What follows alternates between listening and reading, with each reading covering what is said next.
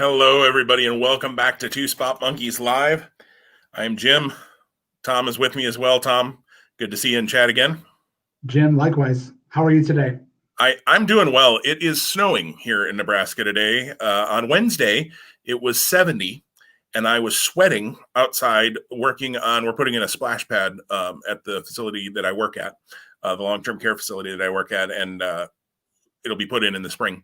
And we were outside doing some measuring and things for that with the company that we're working with. And I was sweating on Wednesday. And today I almost slid off the road. So welcome to winter in the Midwest, right? I mean, you live in Michigan, you know this too. Yeah, here we are, December. We're nice. We're nice and dry here in Michigan. It's supposed to come through. I think the storm or parts of the storm that you're probably experiencing is heading our way. The model appears to be going north of where I live, so I'll take it. Absolutely. Yeah, we weren't supposed to, we were like an inch, and now we're up to like maybe 2 to 4, and it was snowing a bunch this morning when I had to drive. So, and it's the first snowfall, so people forget how to drive in it, all that kind of fun stuff. Well, and on that note too, like again, we're still in a pandemic across the world, but across the United States, and I'm guessing less people are traveling unless they have an essential job that requires them to work outside the home. Like again, so like you said, you probably aren't going to your facility or your home base, as nearly as often as you used to. And I now completely work from home. So right. What is going to be driving in the snow look like when I go to the grocery store every 2 weeks? Right. Maybe it'll melt by then. So yeah, I had to be out in it. Well, it was falling this morning, which wasn't fun. But this isn't a weather podcast. And if you're with us through that 2 minutes of Michigan and Nebraska weather, we appreciate it. There's a wrestling podcast. We're going to talk a little wrestling today. So one of the things that we love to do after one of our head-to-heads, which we, of course, had our head-to-head last week with TakeOver War Games happening last Sunday night, which both Tom and I agree. It's Friday when we're recording this, and TakeOver feels like it was a lot longer than 4 days ago. I don't know if that speaks to the weeks both Tom and I have had or what, but yeah, it does seem like neither of us have seen all of NXT. We both just kind of started the show, and it seems like that didn't feel like it was going to be the follow-up show, even though it is. And I'm not saying that they presented it in any way that it wasn't. Honestly, the opening very much was the follow-up. But it just feels like there should have been another show in the time frame since that happened. But we like to talk about three big things. Tom, do you have a big thing? Well, I'm sorry. Let's go ahead and update the head-to-head. I really don't want to. I liked how you were about to jump past that. That was pretty slick there. I also don't blame you. Yes, I don't really want to talk about it, to be perfectly honest. But I'll go to therapy afterwards, and maybe it'll be okay. I'm actually pulling it up. Tom, do you have it in front of you? I do. Yep. So the results from TakeOver, I went 5-0. You went 4-1. That Dexter Lumis, he got me my 100%. To the stupid moon, yes. bringing us overall to a 6-match gap. 46-10 is my record. 40-16 is yours. Final Battle is a week from today. We will be recording before Final Battle next week, and that will be the second to last event for our head-to-head competition. And then we will also be rolling in at the same show talking about PLC, which we will also again pick. So definitely there will be more than 6 matches between both shows. So again, it's still, you're still in it, even though that gap is wide. You're in it. And I will say, kudos to you, Tom. 2 out of our last 3 shows, you're undefeated. You've gotten every pick right. 9-0 at Full Gear and 5-0 at TakeOver. So 14-0 among those 2 shows. And we both were 4-2 at Survivor Series, which is more about their booking than our prediction. If they would have done what we said, it would have made more sense. But kudos to you. It's hard, trying to predict WWE booking is especially hard. And trying to pick AEW booking isn't always easy too, maybe for different reasons, not because they do as many just stupid things that make no sense, but because sometimes they do such a nice job of building it to where you're like, I just don't know. It could go either way, which TakeOver also we talked about that last week on the show, that a lot of those matches we just didn't know what way it was going to go. And so we'll see. But three big things from that. We'll just get off the pounding that I continue to take in the head-to-head. I'm ready for January. Let's talk Royal Rumble and start this thing 0-0. AEW doesn't have a January pay-per-view, so Royal Rumble will be our start for that next year, most likely. Unless we do Wrestle Kingdom picks, there's something we can think about. Or New Year's Evil. Or New Year's Evil, which is also not a New Year's Eve. Well, right. It's on the 6th. 6 days later. Very, very. Although New Year's, what is it? What are they calling it on AEW? New Year's Bash, or something. Something Bash, yeah. Is before and after New Year's, and not on New Year's. So they're both as guilty, I guess, of that. Three big things. Tom, do you want to start off with your first big thing? Yeah, for sure, I will. So I will just use this platform to once again sing the praises of Kyle O'Reilly. And again, he wasn't necessarily the absolute standout in the main event War Games match, but I just am drinking everything that Kyle O'Reilly is pouring out right now. So fill me up 1 cup, fill me up 2 cups, I'm drinking them. I'm all about Kyle O'Reilly. So I really hope, and again, if the first segment on Wednesday's show, and again, which is as far as I've gotten, is an indicator of where they're going, I really hope that 2021 is a year where Kyle O'Reilly gets a really big shot to just to be in the spotlight, to get a title run. I have an opinion about where I kind of project where I think NXT the title is going to go, and I see Kyle O'Reilly in that picture. But yeah, loved his performance.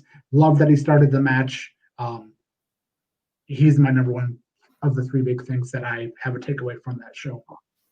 And just to bounce off of that, I loved that he and Dunn started that match. A throwback to their ladder match a couple of weeks before, a week before, I guess it was a week and a half before. And the war that they went through in that match, and they just picked right up where they left off. And the guys, all 8 of them, Pat McAfee included, did a great job, I thought, in that match. I'm going to go to the first War Games match for my first big thing. And I'm just going to maybe say the women's War Game match in general, and maybe hit a couple of things. I think you and I were onto something with the idea that perhaps it would be used to set up a new challenger. Little did we know that it might not be Candice, it might not be Tony, Raquel Gonzalez getting the huge win, as clean as you can be in War Games. When you powerbomb somebody through a table, is that a clean win? In War Games it is. No, it's not chicanery like you would see in a regular match if that happened. They've clearly got a little bit of a soft spot isn't the right word, but they see something in Raquel Gonzalez as the powerhouse of that women's division. I know she's got a match with Ember Moon on this week's episode. I haven't seen that yet, so I can't speak to anything about it, but she has come along very nicely in the ring. I think she's got a really good presence to her. When she has cut little bitty promos, alongside Dakota Kai, who obviously talks a little bit more, she hasn't done anything that's made me go, oh God, don't let her talk, let her be Andre and just don't say anything. They may have found something here in Raquel Gonzalez, and I'm intrigued to see her even more now in that. The second piece I want to bring up from the women's War Games match is Io Shirai. She is a crazy woman. To put a garbage can over yourself so you can't see what you're doing, and then jump off the top of a cage onto 7 of your closest friends, I guess, for lack of a better word, takes an immense amount of trust. And I understand wrestling in general takes an immense amount of trust. But she was blind.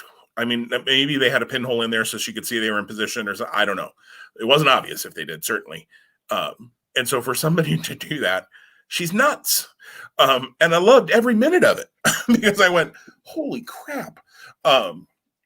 It was a very, very cool spot, and Shirai's done a number of really cool things like that, and yet still tells a really good story in everything she does. I'm a big Io Shirai fan, And a big fan, honestly, of all 8 of those women. I think they absolutely killed it. They started off the show really well. Kudos to them. Probably better than last year's women's War Games match, which was good in its own right. But they've only had 2, I guess. So I would say probably the best of the 2. The women killed it. I'm going to stay in that match for my second thing. And this is not a new narrative that I'm bringing to our conversations here, but I just want to know, like, I'm trying to process and dig in differently about the what. And then I'm also going to pose a rhetorical question, but please respond too. And that goes to Rhea Ripley.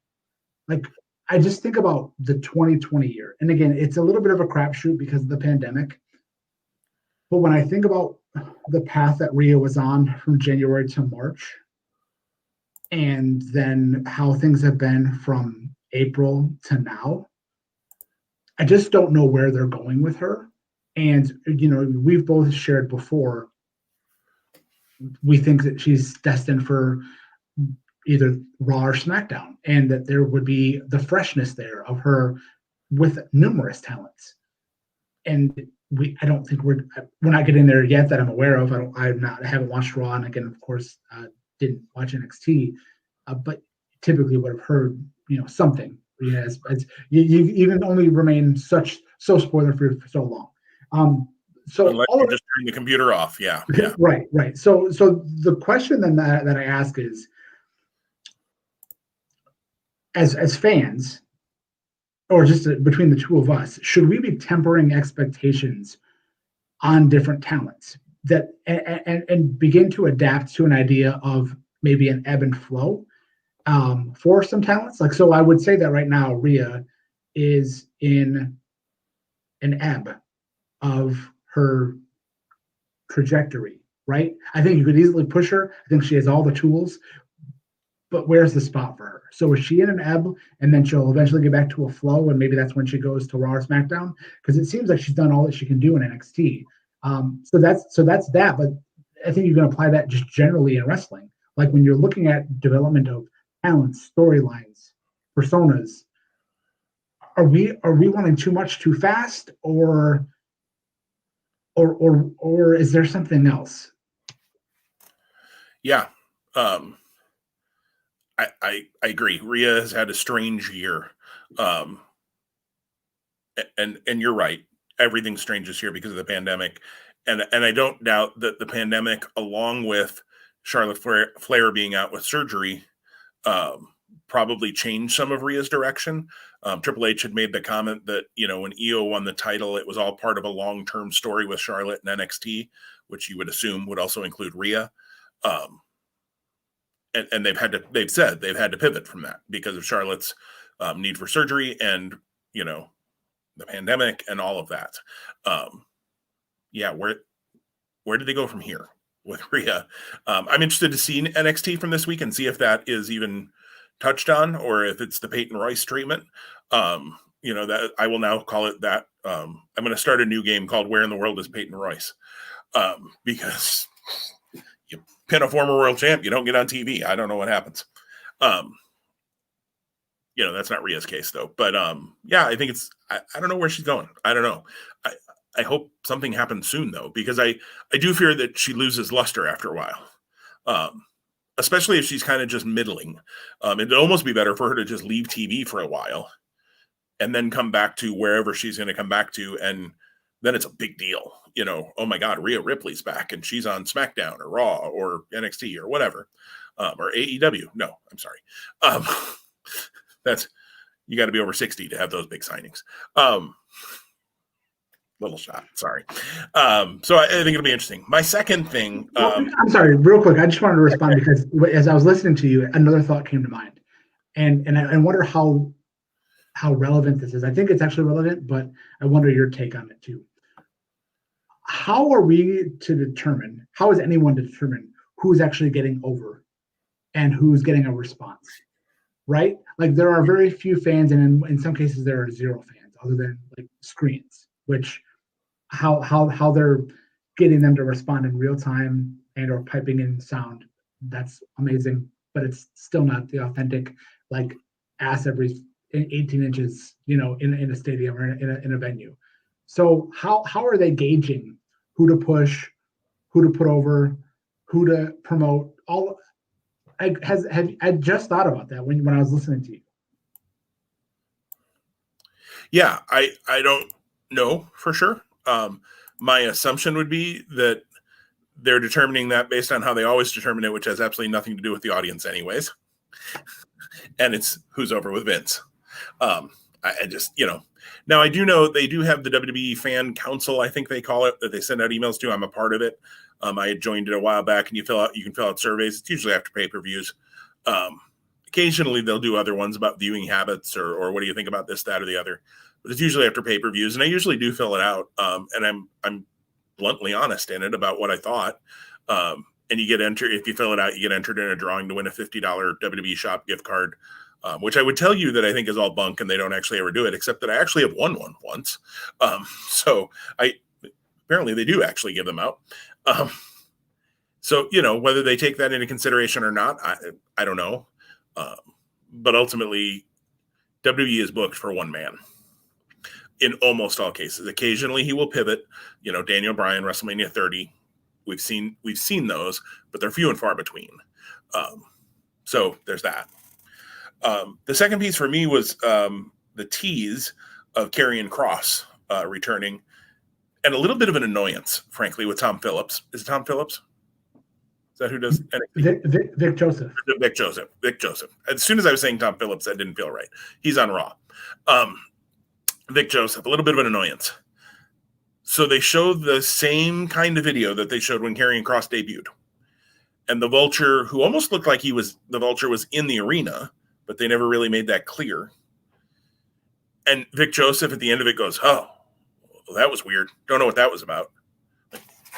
Are you kidding me? It's Karrion Kross. Everybody and their sister knows it. Like, what are you doing? I understood when they were doing that before Karrion Kross debuted, because it's this new character. The guy was your champ a couple of months back for 4 days, 3 days, whatever it was. But he got hurt. It's the same video. It's not even a new viral thing you're doing that's going to lead to Karrion Kross return, which would be fine if they did that. They were like, "Oh, I wonder what this flame is that shows up on the screen," or whatever. I'm just making things up. It was the same stinking video. And Vic Joseph, "Oh, that was really weird. Don't know what that was." Well, you're the only one that's watching that doesn't, buddy. Because, good God. I am a fan of Karrion Kross. I know some people don't quite get it with him. They think it's just all entrance and not a whole lot else. I like the guy in the ring. I think he and Scarlett have a cool package together. I did appreciate, I have seen the beginning. You've seen the beginning of NXT? Yeah. Through the end of that segment? Yeah. Okay. So I'm not spoiling it to say that Scarlett comes out during that segment. And I did like that when the music started, she was not singing it. She did not stand in Finn Balor's face and sing, call, and pray to him or anything. I was a little worried when she turned towards him, when the singing came up. I was like, "Oh no, she's going to do it, isn't she?" And she didn't.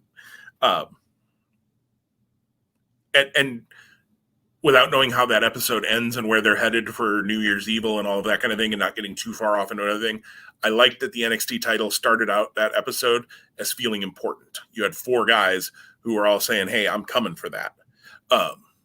I think that's good to make your title seem important, especially at this point where the title, frankly, has been on the shelf for 2 months. If I'm Karrion Kross, I'm going, how long was I out? You couldn't leave the belt on me. You left it on him for 2 months, though. Interesting. But I think Finn is also established enough that you can do that, where Karrion Kross, was still pretty new.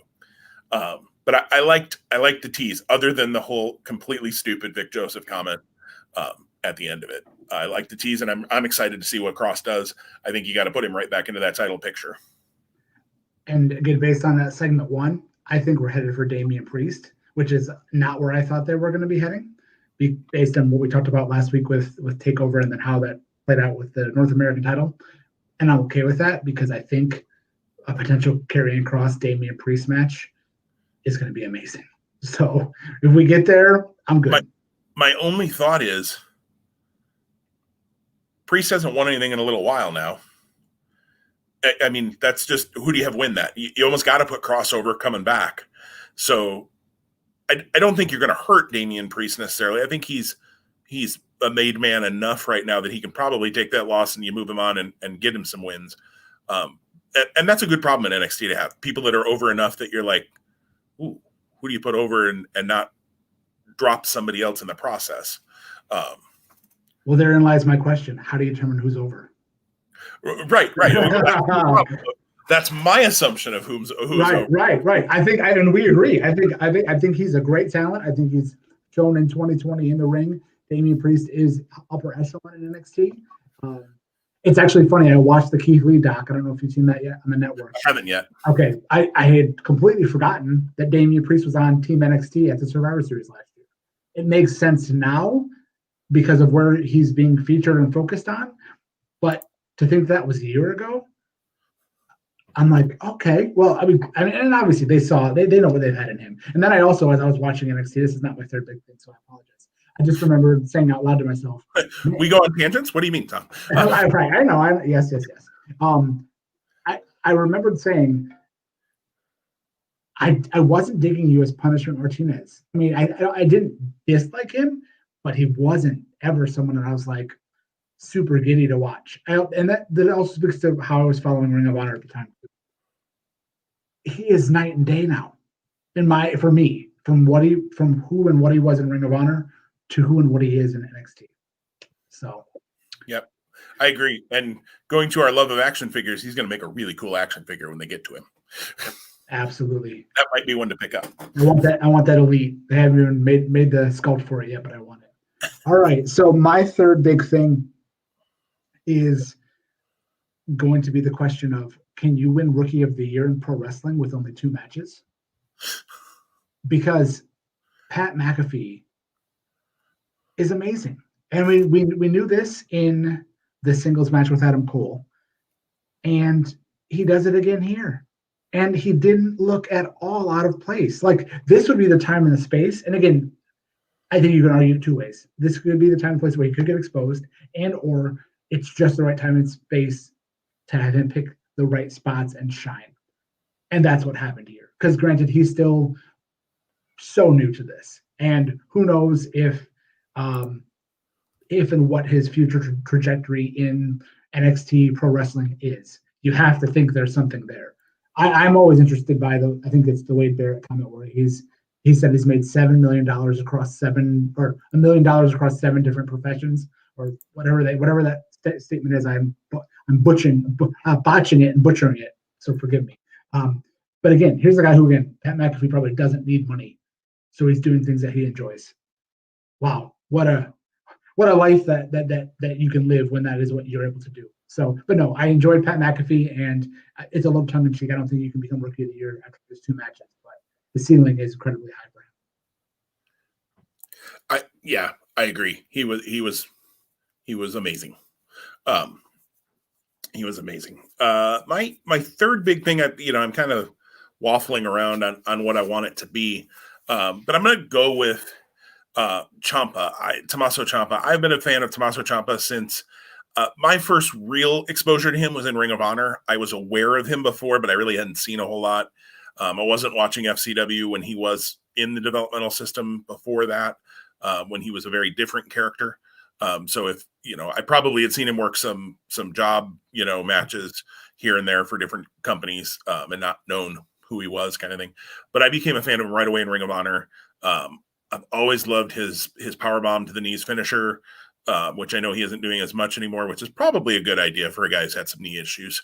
I'm not sure that, knees are meant to take that kind of force of a full-size human being coming down on them. In the indies, he probably worked with a lot lighter guys than he's working with for the most part now. But I just really liked the presentation of him right now. I like that he's kind of heelish, but he's kind of not, but he's kind of just almost a little Stone Cold Steve Austin-ish. Certainly not to that level, certainly not being pushed to that level, probably won't ever be. Although, if anybody could be, I do think he's the kind of character that could work that way. But I just really liked it. I thought that maybe I might have been onto something there with that little nod of respect that they seem to have at the end of the match.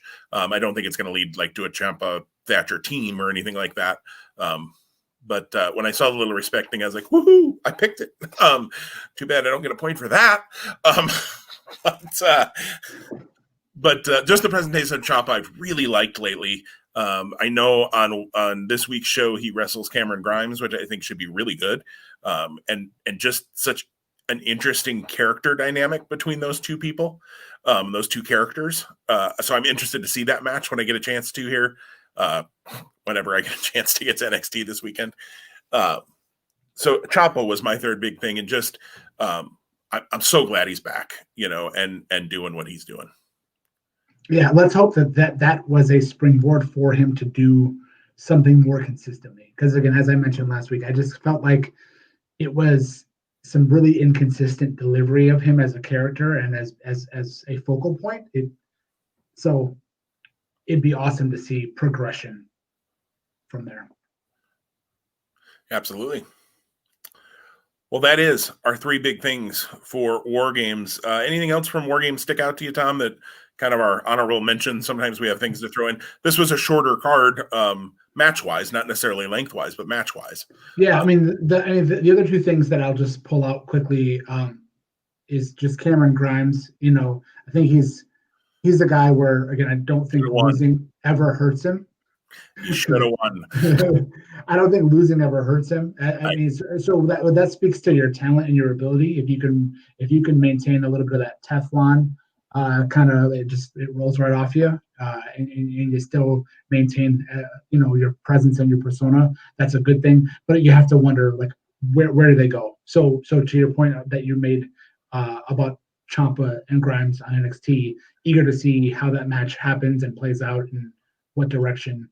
Right, each anything more or right. Yeah, each guy goes. And then the other piece is just Gargano's title win. Third time is the charm. Let's see if he can actually defend the title now. And then the reveal of Ghostface. It was me, Austin.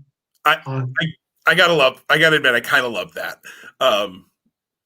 Now it'll be interesting to see if they reveal more of them, because there have been like 6 or 8 of them at some point or another. When he rips the hood off and it was me, Austin Theory. Here's the ironic part about that for me, though. There are probably people who are watching the product that have zero clue. Yeah.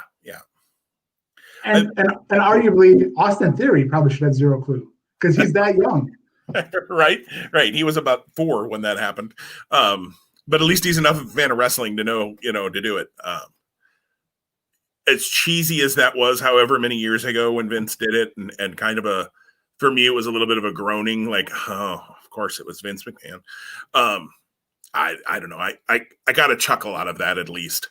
And I'm okay with giving Gargano a partner or and maybe there's going to be more. Maybe it's going to be a stable of some sort. I do love stables. So that's cool if that goes somewhere.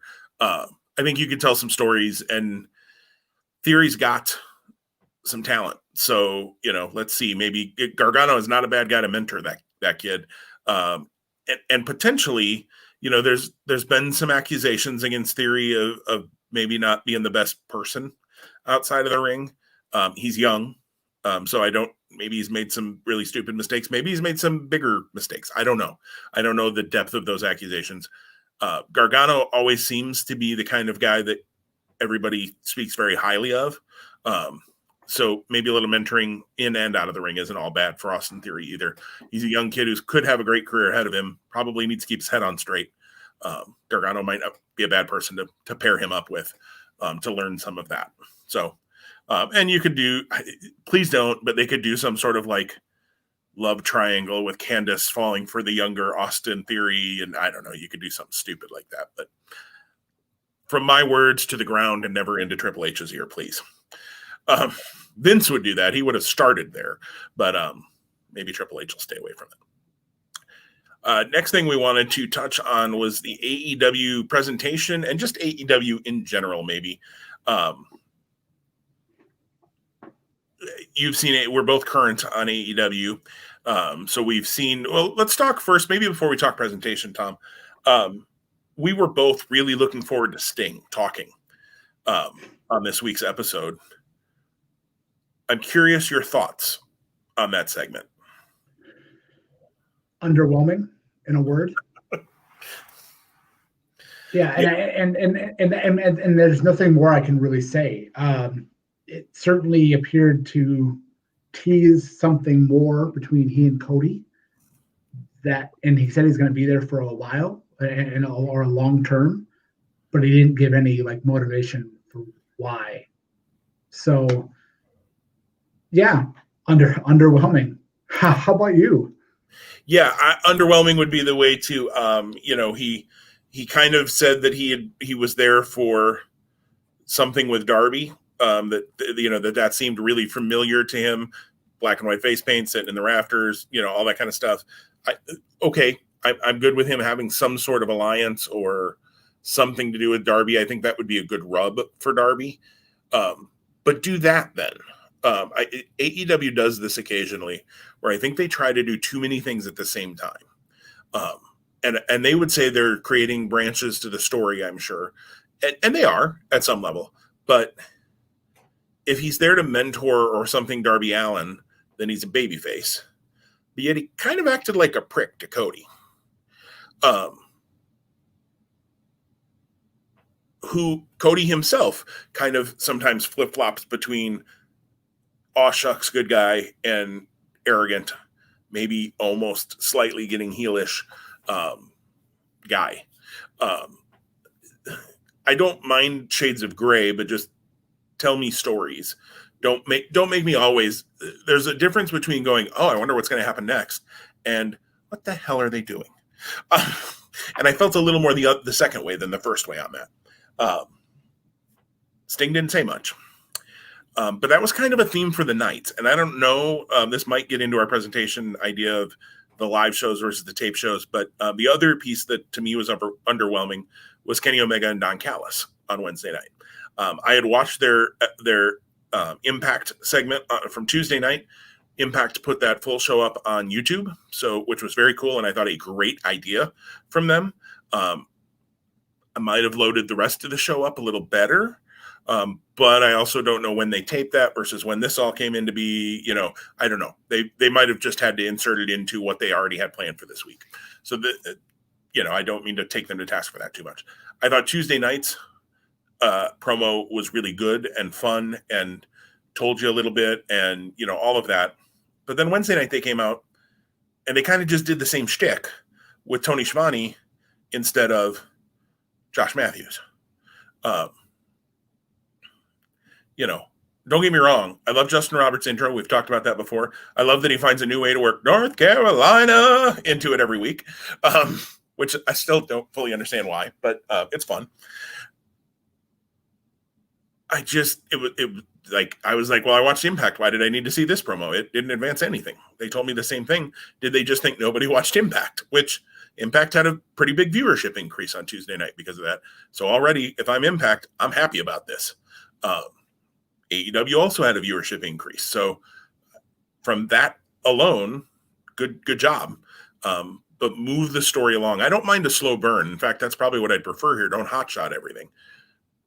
But a slow burn still needs to move. And I didn't feel like there was movement this week. Yeah, I was going to joke and say we buried the lead by talking first about Sting and not about Kenny Omega and Don Callis. Doesn't matter.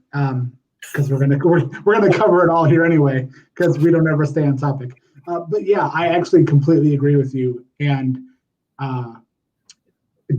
disappointing is the word that's coming to mind. I don't want to paint it with that brush, but yeah, don't get me excited to see what you're gonna do on Wednesday if you're trying to push me to Tuesday and then you're just gonna duplicate that again.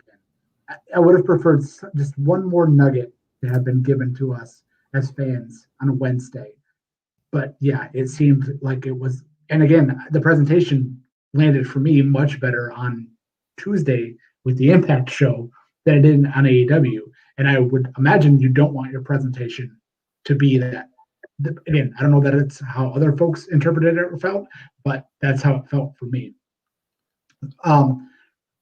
So using that to then talk about just the whole AEW presentation. As I was watching AEW this week, the big thing that stuck out for me knowing that it was taped. And I know that I've watched it before, knowing that it was taped, but some of the things that were happening during the show, like, seemed to really vary production wise versus the weeks they're live. For example, I believe Wednesday night, when they aired it and when I watched it, there was only one cutaway the entire night to the crowd. Because I'm guessing they taped it with no one in the crowd except for that one small segment.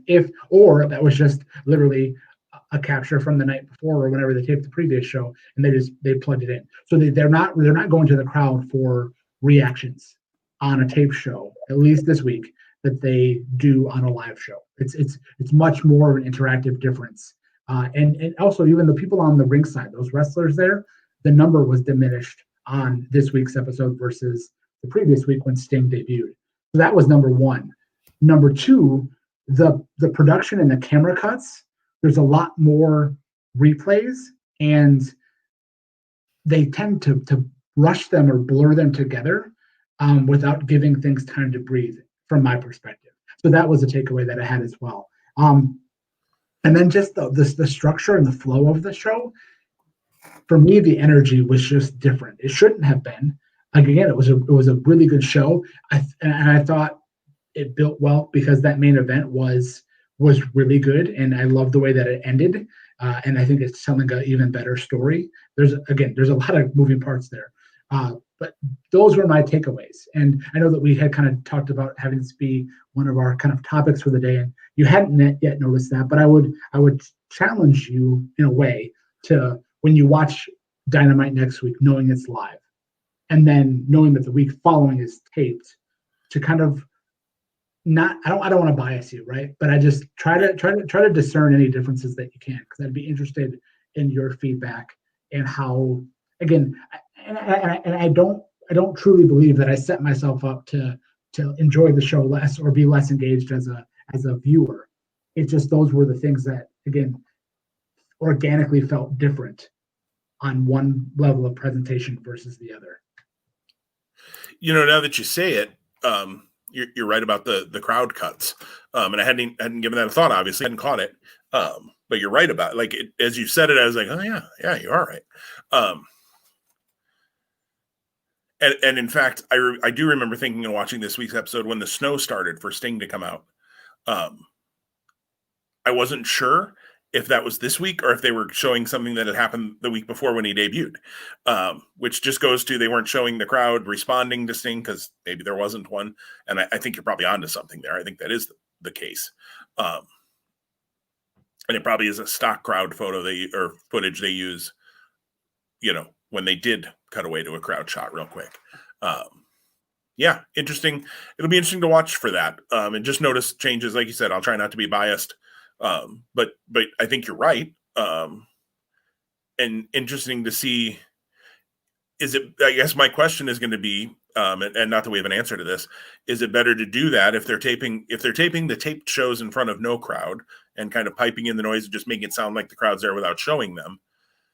Is that better than taping two shows on the same night, let's say, and having a completely worn out crowd in the second show? Raw used to do that occasionally, and usually those tape draws had very little energy. I went to a few of those tapings, and yeah, you're done by the time the third and fourth hour are being taped. Plus, you're also taping a couple of hours of Velocity or Sunday Night Heat or whatever the B or C show was that would be taped with Raw at that time. So interesting to see. To talk about the main event for a minute, just talking more AEW here for a minute. I really liked the way that MJF worked Cassidy's hand and that they told a story throughout the match with that. I thought they both did a really nice job with that. I honestly thought Cassidy was going to win a couple of times. So even though I was pretty sure going into it that MJF would win. So good job telling me the story along the way to make me think, make me switch my thinking. And for the second week in a row, I do have to give them kudos. Miro looks awesome. Looks like the monster he should be. He still dresses funny, but that's Miro. That's him as a person. So Okay. I'll live with that. It doesn't work for me, but I'm a hoodie and blue jeans or t-shirt, blue jeans kind of guy. Miro isn't. He likes to wear designer stuff that doesn't make any sense to me, and that's okay. And I'm not going to tell Miro that because he'd kill me. So, kudos to him. Wear what you want, buddy. But he looked that crazed look in his eyes, which we've seen before as Rusev in his previous life. But kudos to their booking on that. I think they're turning a corner with him. I hope they continue that. At some point, he's probably going to kill Kip Sabian, and that's going to be okay because Kip Sabian's the kind of a character that can do that. And I think, when he gets beat up by the big guy, he might actually become a babyface out of it because he's such a small guy and Miro's going to just wax the floor with him. So kudos on the Miro thing. I was a Rusev fan, and I've been really disappointed in how he'd been used in AEW so far. We've talked about that before here on the show. So I was glad to see when the show ended and kind of he was the focal point, even though MJF won the main event match. Miro ended up being the one you're thinking about at the end of the show and not even MJF. And MJF will be fine for that. That's not going to bury him in any way, shape, or form. Spoiler alert, Sammy Guevara is going to be a big baby face for them very soon. I agree, and I can't wait. I think he is going to be a big baby face for them sooner rather than later. I think that's where it's headed. One item that I wanted to touch on to kind of maybe take this conversation full circle, because we started with Sting and Cody, and we talked about kind of the trajectory that Cody tends to go back and forth on. We had the Brandy Rhodes and Shaq segment, which progressed that story and again continued to keep Jade Cargill at the forefront of our minds. When you think about who the heel was in that segment, it didn't come across like it was Shaq. I'll tell you that much.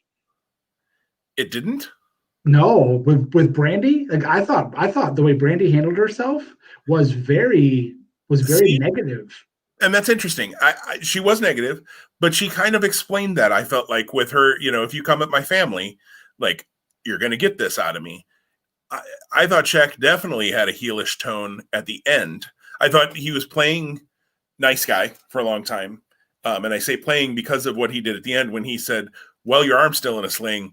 Maybe you should take some pointers from Jade, who's been in the business a cup of coffee compared to Brandy, who's only been in it like, a large cup of coffee, but longer than Jade, certainly.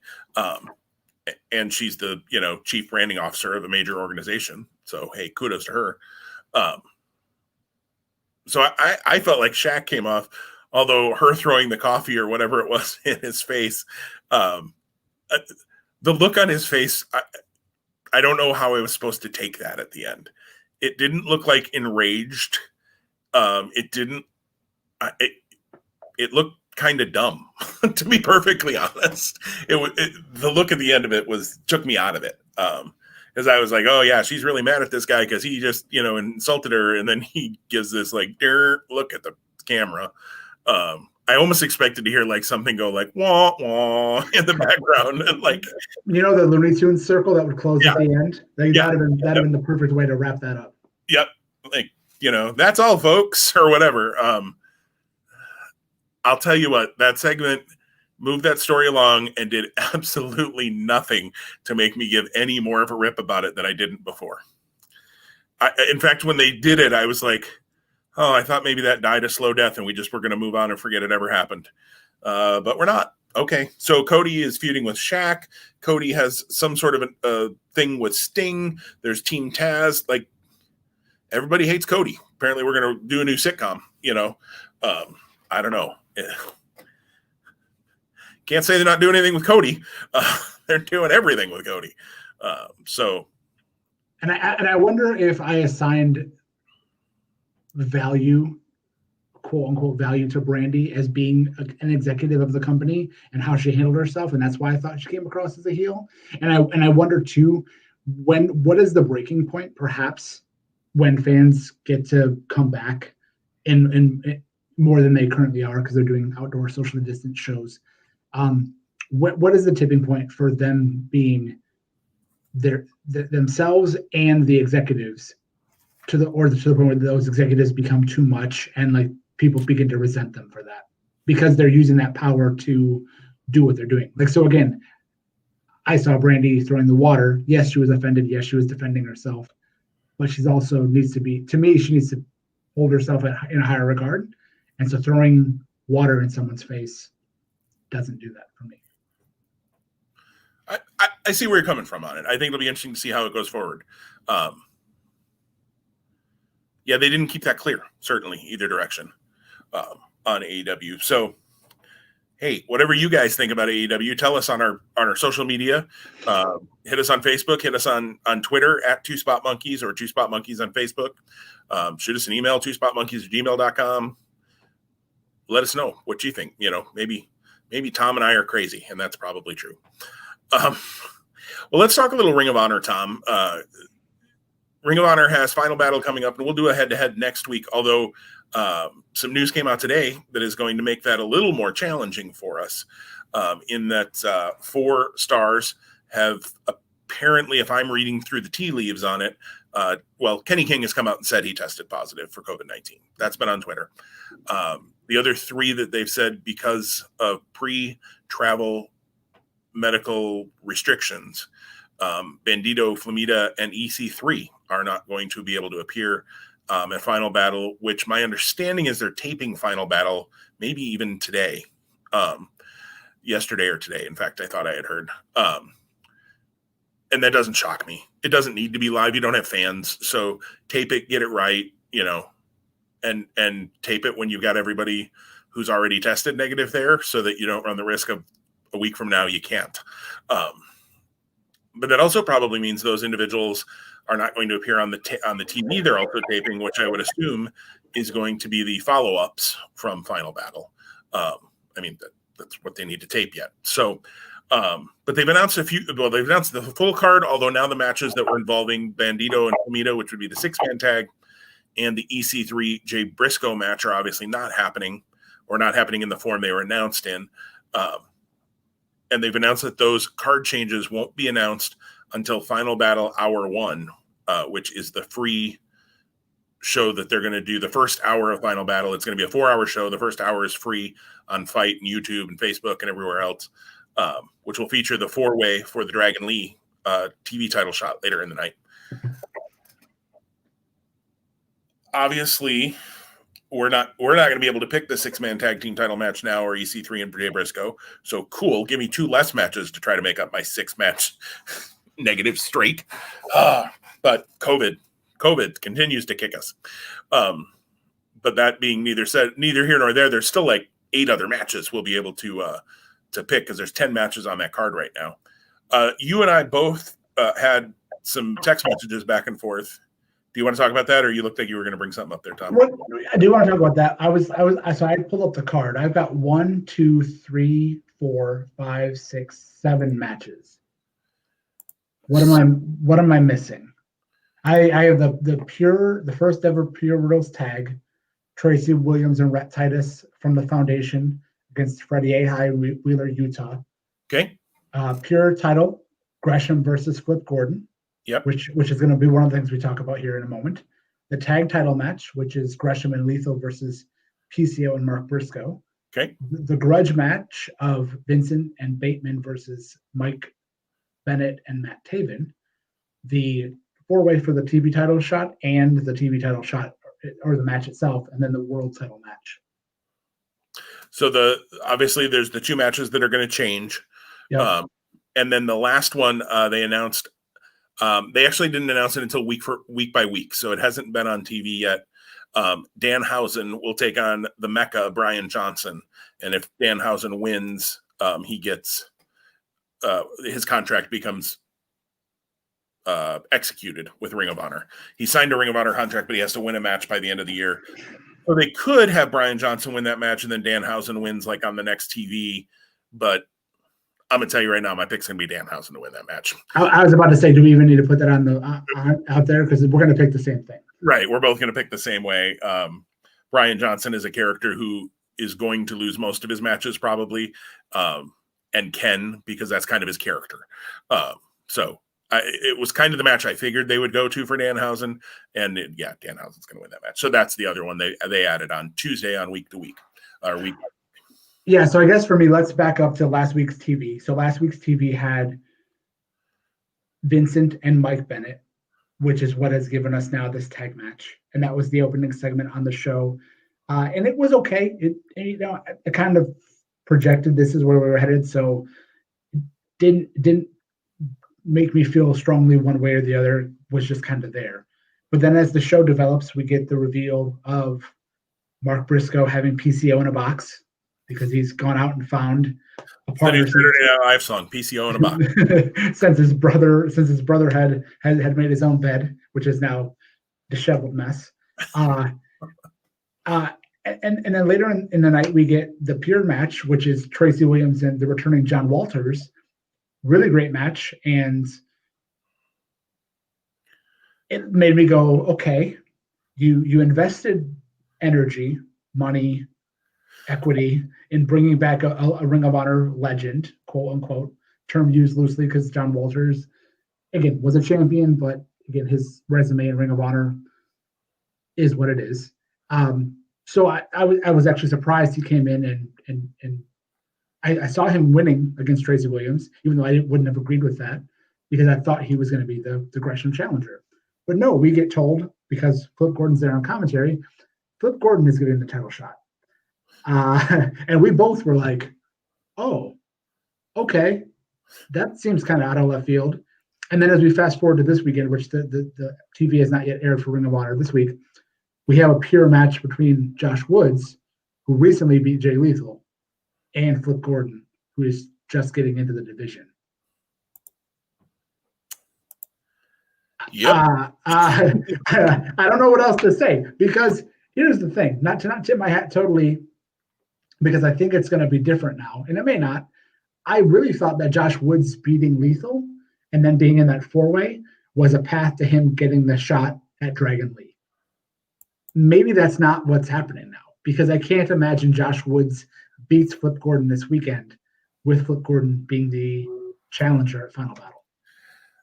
No, you wouldn't think so, because if he beat Jay Lethal and Flip Gordon, then he ought to be getting that pure title shot. Unless there's going to be some sort of a card change, card subject to change thing flipped there.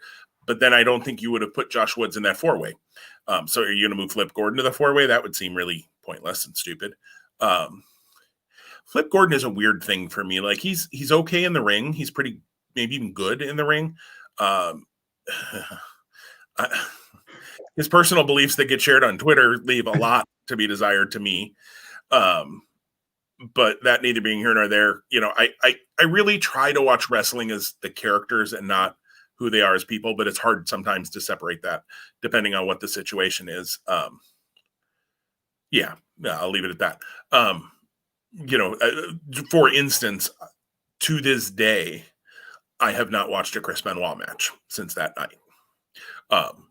Now, I'm not saying Flip Gordon, and his beliefs are anything like what Chris Benoit did. No, obviously. And I watched Flip Gordon matches, but it plays.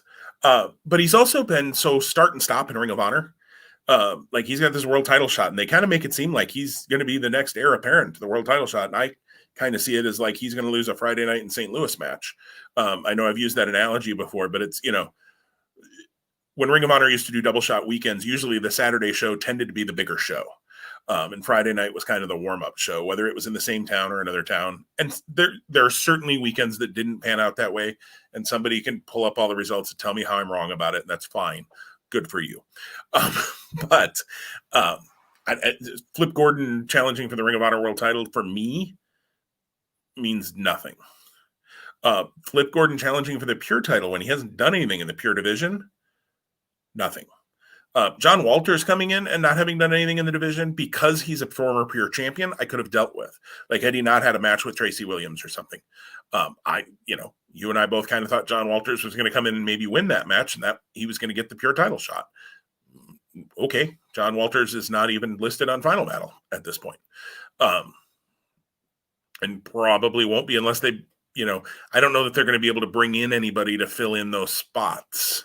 I don't know how that's going to work with the way they've got some pretty strict COVID protocols that Ring of Honor has followed.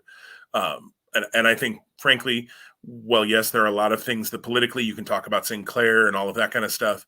I have to give Ring of Honor credit and Sinclair because they're the ones who own them and they're the ones who foot the bill for the way that they've handled COVID, it appears, both shutting the company down for months and then in their return, they've been, it seems, from everything that comes out, very diligent in testing and keeping an eye on things and making sure that things are as safe as they can be in the current environment. So I do have to give them credit for that. That being here nor there, I know I went off on about 3 different tangents there. No, it's all good. I wanted to, so 2 things, and I don't remember where I've either read or heard this. I want to say it was on commentary. If I'm not mistaken, there are 3 people in Ring of Honor who are owed title shots. Matt Taven, because he never got a rematch. Yep. Flip Gordon, because he won an opportunity somewhere. Battle Royal, I think, or something, yeah. Okay, and then there's a third person. Mark Haskins. Mark Haskins. He was supposed to get the title shot at the anniversary show that got canceled. Okay.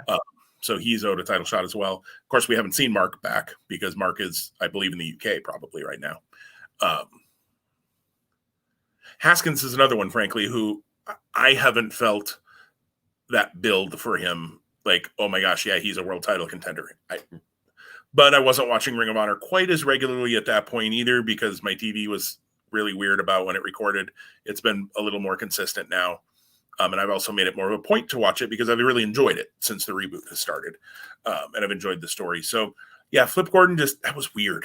They've spent more time building the pure wrestling division than they've spent doing anything else since they've started this company back up.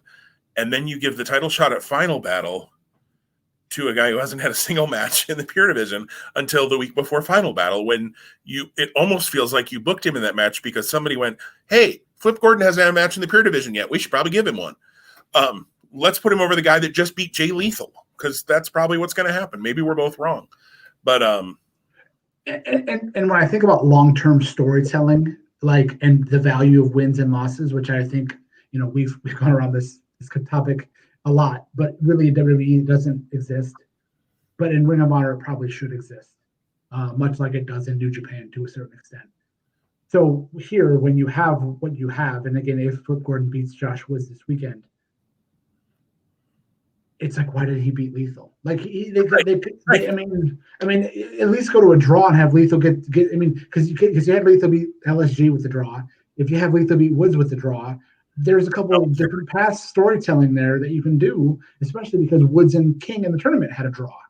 Right. So again, I didn't even give this thought prior to us talking about it. I'm coming up right now, and so if I can do that, and I'm not booking a company, what should a booker be able to do? Right. And if you want to get behind Josh Woods, I understand that. That's fine. And Josh Woods has come a long way. And you want to give him a win over somebody like Lethal, I get it. Do it after Final Battle. If you're going to build Flip Gordon for the title shot, do something with Flip Gordon. I don't know why he didn't work the pure tournament. I don't know if just he was never planned to. I don't know. Maybe he had COVID. He doesn't believe it's a real thing, so maybe he didn't. I don't know. I don't know. It's all baffling to me. I will say the Mark Briscoe and PCO thing, well, a little bit I went, I also had it pegged. Because when Briscoe the week before said, I'm going to go find me my own tag partner, I knew PCO had worked the TV tapings. There had been pictures of him having worked those. And I also believe that when they did this round of tapings was the last time they did Ring of Honor trivia. And I played in that, and PCO was on that Zoom call with us, among other people. And he was clearly in the same hotel as some of the other people who I know were at those tapings too, because it was kind of the same backdrop. Their rooms all, virtually the same. So I had known from a couple different places that PCO was in for that. I figured the 2 options really were PCO, and then they've done a couple of video packages on Sledge, who's one of their students. And that was the other person I thought, well, maybe they'd bring in Sledge, because he seems a little bit like a hardcore guy and whatever. I'm glad they didn't do that. I just think you're setting him up maybe for failure at that point when you bring him into that spot immediately. So I kind of figured it was going to be PCO. It doesn't mean I'm any more like, oh, Mark Briscoe and PCO, that's a great tag team. They're both crazy as crap, So, you're going to have the two pure wrestlers against two brawlers. So there's an interesting dynamic story there. How does Briscoe work in a tag team with somebody that's not Jay? Now I think you can also add a layer. Does Jay say, hey, my match with EC3 isn't happening. I want to be your partner at Final Battle. Does he attack PCO to get into that spot?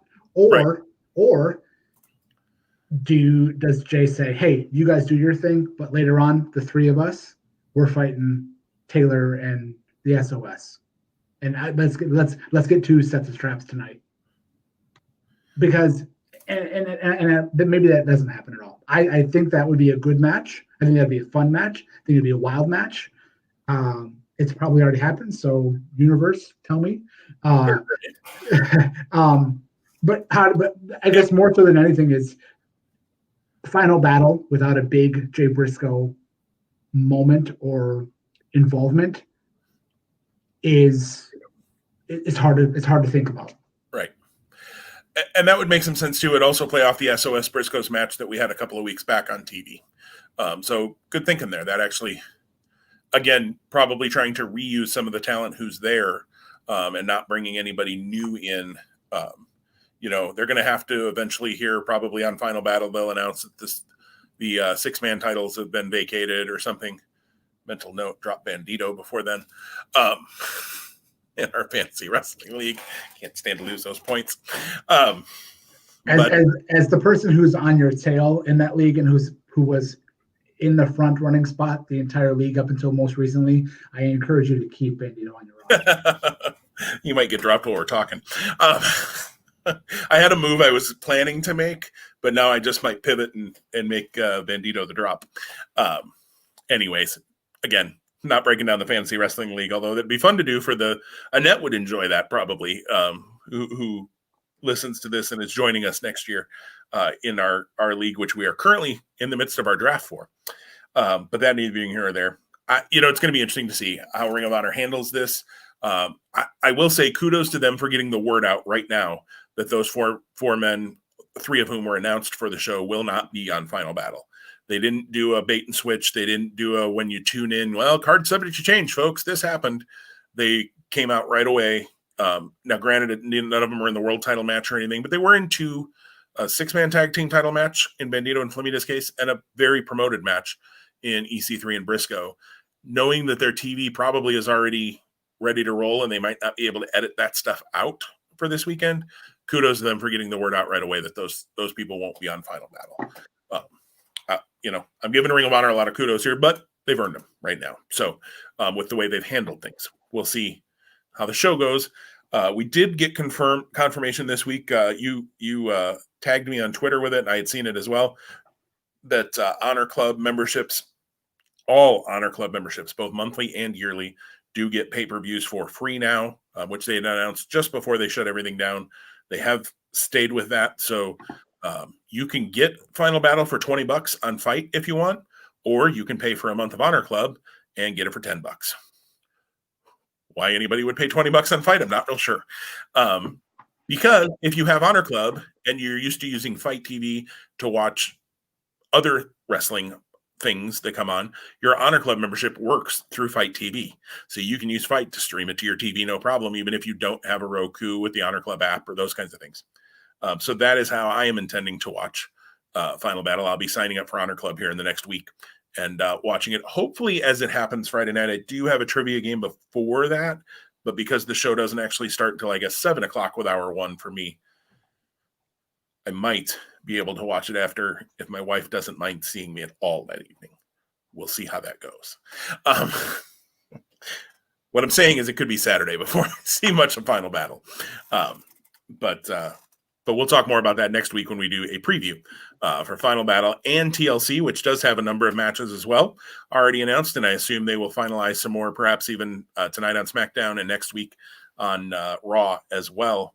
Maybe Peyton Royce will get her shot at, oh, no, wait, that's right. They'd have to put her on TV. It's going to become a running thing now. Retribution, hey, why not? Maybe they should put her in Retribution because at least she might show up on TV every 3 or 4 weeks then. Royce Tribution. Royce Tribution. There you go. Is it better to lose every week and be on TV like Retribution, or is it better to actually not be on TV at all? I don't know. They bungle things so darn bad over there sometimes.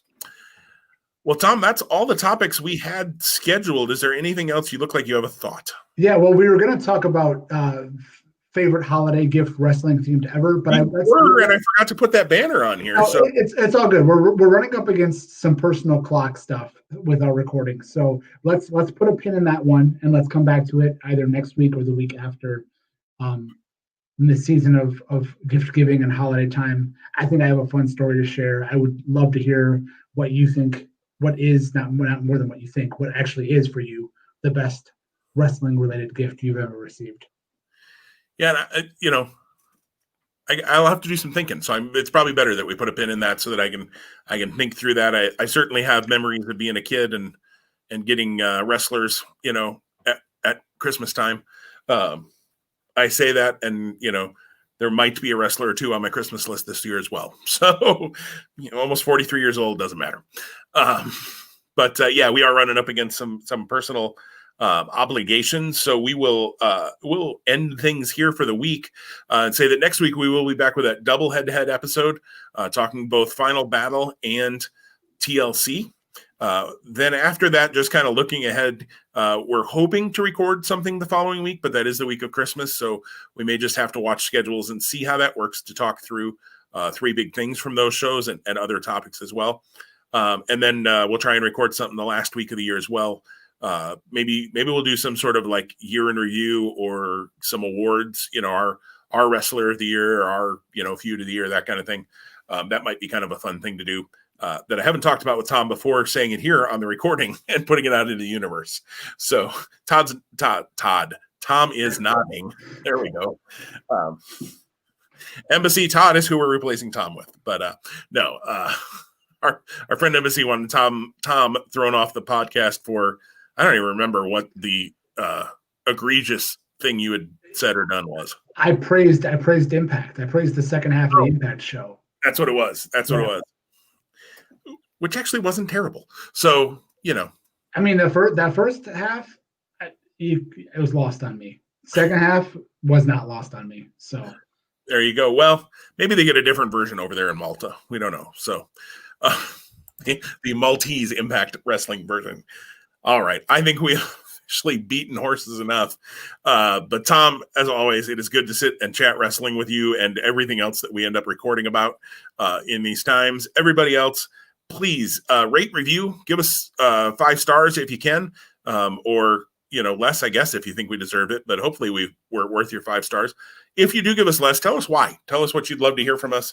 Tell us what you want us to stop talking about.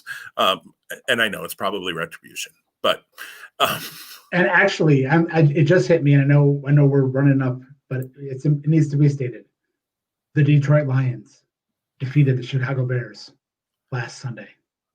I would counter your comment and say the Chicago Bears defeated the Chicago Bears on Sunday, much like in week 1, the Detroit Lions defeated the Detroit Lions. Both teams gave away a game to the other team. So I guess it all, the universe evened things out. At this point, the Bears can keep losing, get a higher draft pick. It sounds like they're going to clear house at the end of the year. So maybe, I don't know. I know we've got wrestling fans, for the most part, but maybe there'll be a special episode of Two Spot Monkeys where we break down the NFL playoffs coming up and do some predictions. That might be kind of a fun, and just forewarn everybody, it's a special episode. And if you don't like football, skip it. I don't know. We did that one year before. We did a preview episode with our friend Kevin. Oh gosh, back in the first iteration of Two Spot Monkeys. That was kind of fun, but I don't think we'll be talking about either of our teams when we're breaking down the NFL playoffs this year. Well, my team is the Seattle Seahawks, so we'll be talking about. We've jumped ship. Okay, all right. Bandwagon. I'm sorry. I must have had a cough there. Well, everybody, stay safe. If we don't talk to you before, no, we'll talk to you next week. Never mind. I was going to say before Christmas. We got a whole other week before Christmas. But have a great holiday season until we talk to you again. And as Ian Riccaboni would say, happy wrestling, everybody.